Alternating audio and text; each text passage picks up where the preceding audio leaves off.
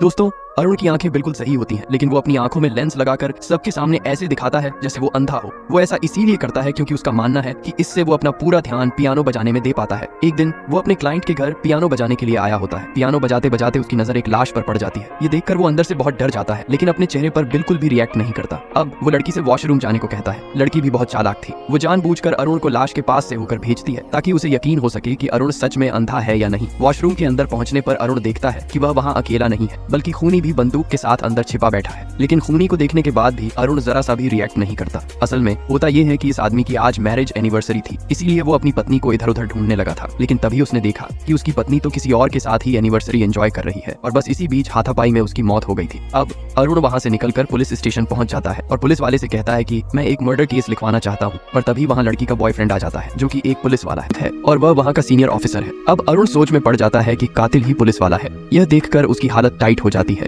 फिर तभी अरुण सोच समझकर कुछ हटकर जवाब देता है, मेरी बिल्ली पिछले एक हफ्ते से गायब है। मैं विश्वास के साथ कह सकता हूँ कि मेरे पड़ोस के टिकू नाम के लड़के ने ही मेरी बिल्ली को निपटाया होगा। लेकिन यह बात सुनकर पुलिस वाले को अरुण पर शक होने लगता है, इसलिए वह अरुण के घर पर इन्वेस्टिगेशन के लिए निकल जाता है। अब वहाँ पहुंचकर पुलिस वाला अरुण को हर तरीके से चेक करने लगता है कि आखिरकार अरुण अंधा है भी या नहीं। लेकिन अरुण भी कुछ कम नहीं था, वह भी अंधे होने के नाटक में छिपा रुस्तम था। अब वह जैसे तैसे करके अपने लेंस को भी आसानी से छिपा लेता है। तभी पुलिस वाला उसे पूछता है, तुम न्यूज़पेपर तो पढ़ नहीं सकते तो तुम इसका करते क्या हो? अरुण कहता है, सर इन न्यूज़पेपर से तो मैं अपनी बिल्ली की टट्टी को साफ करता हूँ। तभी उसकी बिल्ली सही मौके पर वहाँ आ जाती है। तभी अरुण बोलता है, थैंक गॉड तुम ठीक हो, मुझे तो लगा था कि उसी शरारती बच्चे ने तुम्हें निपटा दिया होगा। ये सुनकर पुलिस वाला वहाँ से चला तो जाता है, लेकिन उसके मन में अभी भी एक शक था कि ये अंधा है भी या नहीं। अगली सुबह हमें दिखाया जाता है कि उस कार में उसी आदमी की लाश होती है जिसे अरुण ने अपनी आंखों के सामने कत्ल होते देखा था। अब थोड़ी ही देर बाद उस आदमी के घर वाले पुलिस स्टेशन में स्टेटमेंट्स देने के लिए आए होते। तभी वहाँ अरुण भी आ जाता है। अब अरुण सबको सच बताने ही वाला होता है कि वो सोचता है कि अगर उसने ऐसा किया तो पुलिस वाला उसे यहीं गोली मारकर रफा दफा कर देगा, इसलिए वो चुप रहकर सब कुछ संभाल लेता है। अगले दिन फ्यूनरल में जब अरुण पियानो बजा रहा था, तब उसके बाद मोहन की बेटी आकर उससे कहती है, मेरे पापा आपकी बहुत तारीफ करते थे, क्या आप मुझे भी अपने जैसा पियानो बजाना सिखाओगे? और दूसरी ओर एक बूढ़ी औरत दूसरे पुलिस वाले को बताती है, सिमरन आपसे झूठ बोल रही है। उस दिन अरुण के आने से पहले ही एक और आदमी उसके घर में मौजूद था। अब अगले दिन